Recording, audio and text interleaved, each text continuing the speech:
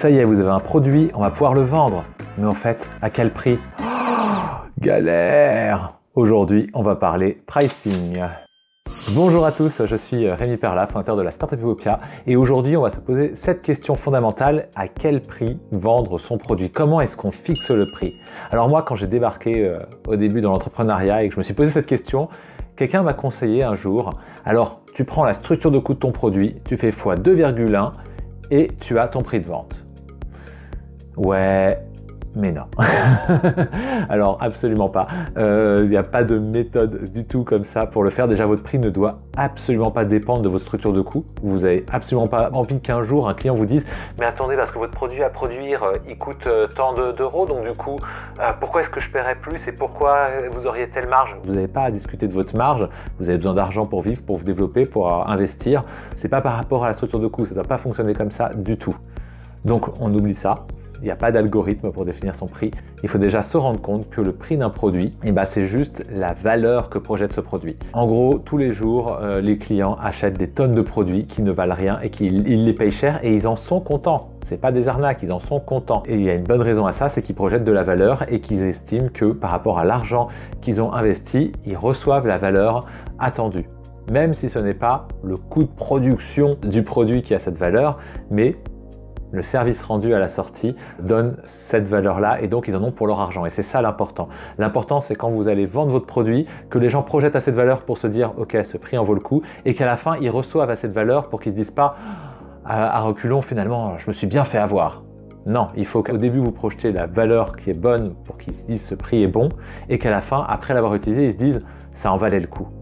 Alors vous avez un bon prix. Donc voilà, pour ça il y a plusieurs possibilités. Déjà, quand vous faites un produit, en général vous résolvez un problème. Plus le problème résolu est douloureux pour le client, plus il est prêt à mettre de l'argent pour le résoudre. Et donc moins l'argent est un problème, plus vous pourrez monter le prix. Donc en gros, plus vous faites quelque chose qui apporte vraiment du plaisir ou du soulagement au client, plus il sera prêt à payer pour l'avoir. Autre type de produit, quand on n'est pas dans le problème, quand on est plus dans l'entertainment ou dans le luxe par exemple, ça va être la hype que vous allez projeter. Plus les gens seront fiers de posséder le produit, plus ils seront prêts à mettre de l'argent pour l'avoir. Typiquement, grandes marques de luxe, les bijoux et toutes ces conneries. Moi je suis pas client. Il n'empêche que voilà, tous ces trucs-là, ça vaut très cher, ça vaut pas particulièrement cher à la production, mais les gens veulent avoir ça et rien d'autre parce qu'ils veulent avoir la hype qui vient avec, et donc ils sont prêts à y mettre le prix. C'est parti, mettons-y le prix. Donc du coup, un prix élevé est le bon, parce que les gens ne se sentent pas arnaqués, ils pensent que c'est la bonne valeur. Voire même parce que le prix est élevé, ils projettent de la valeur, et ça c'est fou. La première chose à se dire, c'est qu'il faut oublier la pensée. Moi j'ai grandi comme vous en regardant la télé, en voyant les reportages, les zones interdites, les capitales, les machins. Comment est-ce qu'il a réussi à péter le prix? Comment est-ce qu'il produit en Chine et du coup, machin a détruit le prix par 2 et a gagné le marché? On est abreuvé de ce genre de discours-là, mais ça c'est des discours de mass market, c'est des discours de produits qui sont mûrs, qui sont distribués, qui touchent un public très massif. Si vous lancez votre produit, ce n'est pas vous. Vous n'êtes pas en train d'attaquer un marché de masse, vous êtes en train d'attaquer un début de marché avec votre innovation, votre nouveau produit. Donc vous êtes sur des early adopters et c'est pas une guerre des prix du tout à ce stade-là. À ce stade-là, c'est une guerre des valeurs. C'est à qui apportera la valeur la plus innovante, la plus nouvelle, la plus attrayante. C'est tout. Le prix n'est pas la question au démarrage d'un produit, d'un service, d'une marque. Vraiment. Vos premiers clients vont être attirés par la nouveauté, par l'innovation, par ce que vous faites de différent que les autres ne font pas. Et ça, ça n'a pas de prix. Et au contraire, d'ailleurs, si vous mettez un bas prix dessus, les gens vont se dire: attendez, il me promet que ce truc-là est mieux que tout le monde et il me le vend à 2 fois moins cher. Mais j'y crois pas en fait. Parce que vous n'avez pas encore fait la preuve que ce que vous promettiez, ça se fait vraiment. Donc vous n'êtes pas connu. Donc au contraire, vous pétez la confiance avant même de l'avoir réussi à la construire.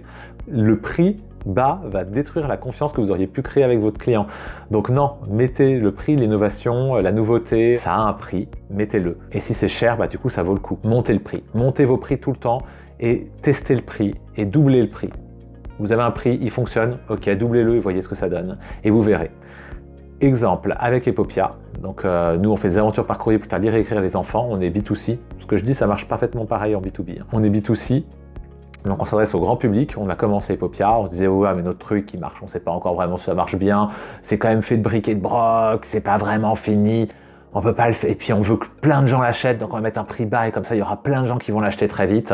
Et du coup on a commencé à 4,99 €. Vraiment le truc en dessous de la barre des 5 euros, et bah c'était clair, on ne vendait pas. Parce que pas assez cher, mon fils. On est en train de proposer un offre de valeur hyper innovante. Le premier système au monde dans lequel vous allez pouvoir devenir amis dans un système par courrier personnalisé. Et les gens vont vraiment lire les lettres des enfants, ils vont y répondre à 5 euros. Enfin, qui croit que vous allez vraiment faire ça? Les gens se disaient, mais non, c'est un fake, c'est pourri. Ils vont me vendre un truc tout pourri à la sortie. Donc c'était pas assez cher, mon fils, pas assez cher. Donc du coup, ça ne marchait pas. Et ben c'est pas grave. Let's double the price. Ça ne marche pas, vous ne baissez pas le prix, vous le montez. On est passé à 10 euros.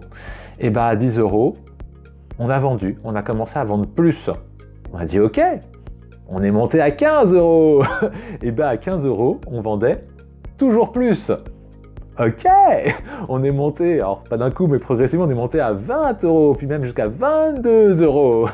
Et bah oui, on vendait un peu moins. Mais en vrai, quand on regardait à la fin du mois le CA généré, on en vendait moins, mais comme on avait un CA plus gros par client, et bah on gagnait du CA, donc on avait de la croissance. Et donc c'était une opération gagnante pour l'entreprise et pour structurer l'avenir de la boîte et pouvoir investir. Donc c'était une bonne opération et en fait, à chaque fois qu'on a monté le prix, on y a gagné. À chaque fois qu'on a baissé le prix, ça a été une catastrophe. Alors je vous parle des prix, on était dans un ancien business model. Plus tard, on a changé de business model, du coup on a rebaissé le prix. Et bah, on pensait du coup avec cette baisse de prix doubler la masse de clients qui allaient venir parce qu'il y avait beaucoup de gens qui disaient ah mais quand même c'est cher, on était à 22 euros, c'est cher. Nouveau business model, on change de prix, on l'explose, on se dit maintenant il y a plein de gens en plus qui vont pouvoir venir, il n'y a plus cette barrière du prix. Pas un client de plus. Aucun. Voilà, vous baissez votre prix par deux, vous n'avez pas un client de plus. Baisser le prix c'est facile. Le remonter derrière, c'est vachement dur. Donc du coup, commencez par monter le prix.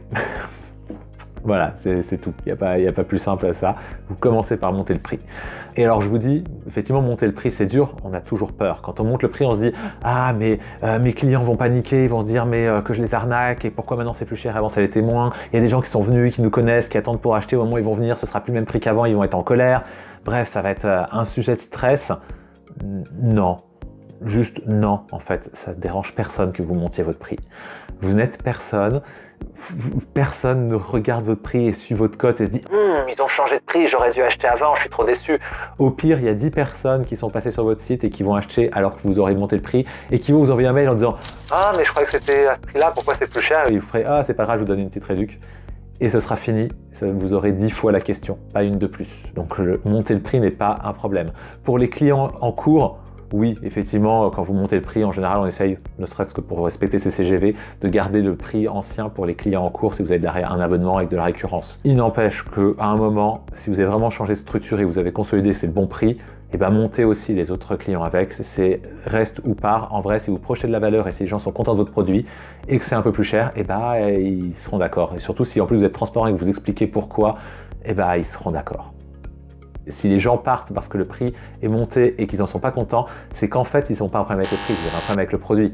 Le produit, ne projetez pas cette valeur pour qu'ils se disent qu'avec X euros de plus, eh ben, ça vaut toujours le coup. Donc c'est le produit et le problème, pas le prix.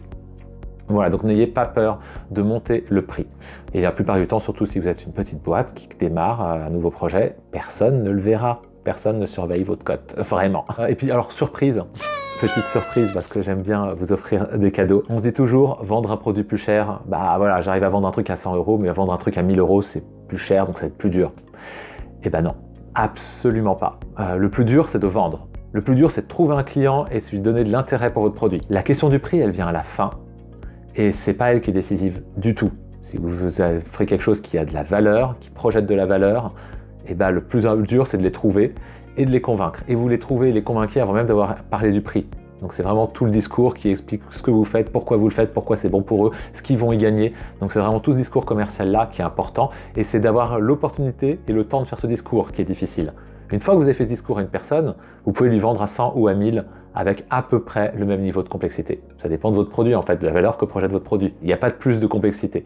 Et en fait, si c'est le même effort pour vendre à 100 ou à 1000, vaut mieux faire un produit qui va se vendre à 1000 parce que du coup, eh ben, vous gagnerez plus d'argent alors que c'est le même effort pour trouver vos clients. C'est pas plus dur de vendre plus cher parce que c'est pas là qu'est la difficulté. Et au contraire, le prix est une arme. Ça vous projette à un autre niveau. Les gens souvent projettent de la valeur sur un prix haut. Et même moi, j'en ai déjà été victime plein de fois. Moi, j'aime bien chercher le prix bas et tout ça. Et parfois, quand il y a un truc qui projette de la valeur et qu'en plus je vois un prix haut, eh ben, j'ose même plus négocier. Je me dis, bah non, mais en fait, si ce prix est si haut, c'est qu'en plus, il doit vraiment ouais, le niveau de service doit être vraiment bon et ça doit vraiment être encore plus quali que ce que j'imaginais.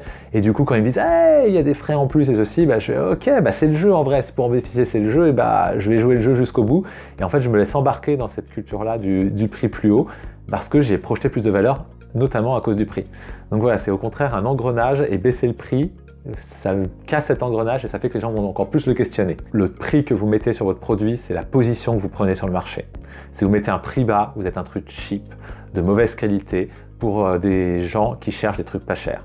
Si vous mettez un prix haut, vous faites un truc de haute qualité qui va donner beaucoup de valeur pour des gens qui cherchent des choses géniales et qui ont des moyens et qui veulent acheter des trucs bien. Et non, ceux qui achètent cher ne sont pas des clients plus difficiles que ceux qui n'achètent pas cher. Désolé, mais au contraire, en vrai, comme je l'ai dit avant dans l'exemple, moi quand j'achète un produit plus cher, je me sens encore moins légitime en fait à le critiquer. Parce que je me dis, ok, mais il y a d'autres clients qui le payent cher aussi. Donc ça veut dire que vraiment la valeur il y a, et si moi je ne l'aperçois pas, c'est peut-être moi qui ai un problème, parce que s'ils ont d'autres clients qui eux la voient, et bah c'est peut-être moi qui n'ai pas compris. Et en fait, le client va plus se remettre en cause, parce que votre prix vous légitime en fait. Et donc c'est lui qui va se remettre en cause. Là où un bas prix va se dire, ah bah je pensais que c'était pas terrible, mais en fait c'est vraiment pas terrible. Et au contraire, vous êtes autodélégitimé et ils vont se jeter dans la faille. Donc au contraire, les clients qui payent cher sont des clients plus simples, plus sympas, plus faciles à garder dans la durée, plus faciles à contenter que les clients qui ne payent pas cher et qui vont demander toujours plus d'efforts parce qu'ils sont plutôt dans le grattage permanent et dans la baisse permanente. Donc, choisissez votre public. Et d'ailleurs, il y a beaucoup de boîtes qui ont cette stratégie, notamment en B2B, de commencer avec des produits, on se dit c'est plus simple quand même d'être trouver des petites PME au début pour son produit. Et puis très vite, on commence à monter le prix pour avoir des PME un peu plus grosses. Et puis on continue à monter les prix pour essayer d'avoir des ETI. Et puis on finit par monter des prix pour avoir que des très très grosses boîtes. Et à chaque fois, ils ne font jamais le chemin inverse, de revenir vers les marchés. Parce que, encore une fois, le client cher coûte quasiment aussi cher à choper que le client pas cher. Et en plus, le client pas cher va demander beaucoup plus de support, beaucoup plus de suivi, il va être plus exigeant sur le prix que le client cher en fait. C'est fou, c'est contre-intuitif, mais c'est vrai. Et donc, en général, les gens vont se déplacer vers un marché plus hype et vont monter les prix et vont continuer. Et exprès pour écrémer les clients et aller chercher des clients, on va dire à plus forte valeur ajoutée en tout cas, qui sont moins relous et qui sont plus faciles et sur lesquels ils vont gagner plus d'argent par client et donc pour moins d'efforts. Meilleur ROI, retour sur investissement. Voilà, c'est vraiment fou parce que c'est pas ce qu'on se dit de base, notamment en tant que client. C'est complètement contre-intuitif par rapport à ce qu'on imagine et en fait c'est comme ça que ça fonctionne. Et alors pour changer son prix, il va y avoir plusieurs méthodes. On l'a dit, on va pouvoir doubler le prix encore et encore jusqu'à ce qu'on voit que les clients commencent à fuir et que c'est plus le bon prix.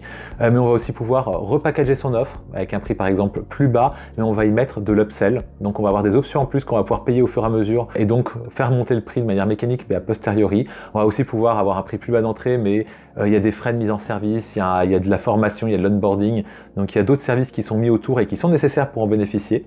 Et donc les gens vont être prêts à payer plus cher pour avoir, au final, pour avoir le total, mais vous avez affiché au départ un prix d'appel qui était plus bas. Vous allez aussi pouvoir simplement avoir la stratégie de vendre cher avec un prix très haut et puis par contre très facilement lâcher du code promo, lâcher de la réduction. Ouais, vous faites plein de programmes qui font que les gens ont facilement des réductions et donc du coup les gens ont plus l'impression de faire une bonne affaire. Vous avez projeté de la valeur et en même temps les gens ont l'impression d'avoir fait une bonne affaire. Donc là vous avez fait double réussite tout en réussissant à la fin quand même à monter votre prix vu que vous avez vendu beaucoup plus cher que ce que vous auriez fait normalement. Et pour finir, quand vous pensez à votre prix, ne pensez pas uniquement au prix de vente que vous allez faire aux clients la première fois. Normalement, le but, c'est de garder les clients, c'est de les fidéliser. Donc, vous allez pouvoir faire d'autres ventes, vous allez pouvoir avoir de la récurrence. Et donc, il faut penser en LTV, Lifetime Value. Combien votre client va vous rapporter tout au long de sa vie de client. Et c'est ça qu'il faut avoir en tête, donc ne vous focussez pas uniquement sur le prix d'entrée, mais pensez au prix de manière plus globale. Et on a déjà parlé de la LTV dans une vidéo sur les métriques que vous retrouverez là-haut. Voilà, j'espère que tous ces éléments vont vous aider à poser votre prix pour votre produit et surtout avoir une méthode pour le tester et le monter. Et n'hésitez pas à le monter. Si ça vous a aidé à éclaircir le sujet, partagez cette vidéo autour de vous pour aider les autres porteurs et porteuses de projets. Et on s'abonne pour pas louper la prochaine vidéo qui sort bientôt sur un autre sujet aussi intéressant et qui va répondre à une de vos questions. Et c'est parti, à bientôt, ciao!